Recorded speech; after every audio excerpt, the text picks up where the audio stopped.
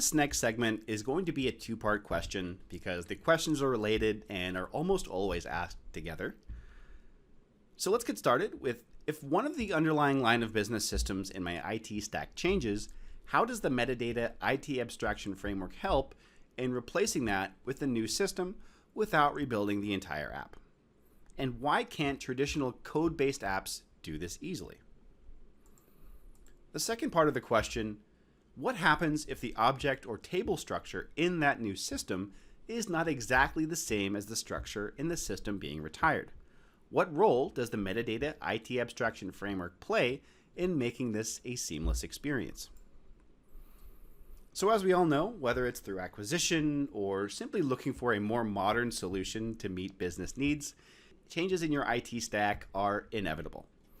Now, if you're building applications against those systems and they're hardwired to that existing IT stack, it makes it virtually impossible to make the switch if you've been on that platform for a number of years.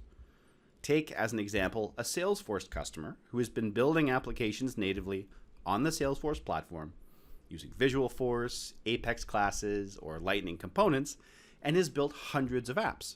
They're essentially locked onto that platform, as in order to move to something like Dynamic CRM, as an example, they need to rebuild everything, the UI and the business logic, all on the Microsoft platform.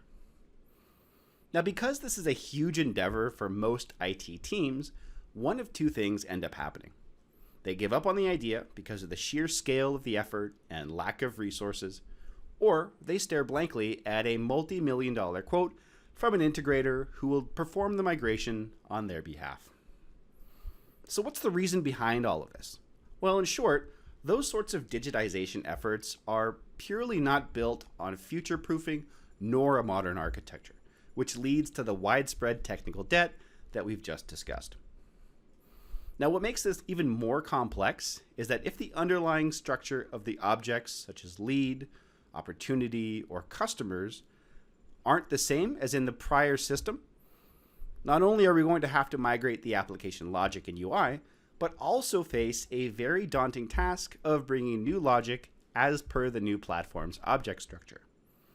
Whereas if you build the same applications on AgilePoint, you have a seamless experience to replace the metadata-driven IT asset without having to rebuild your app.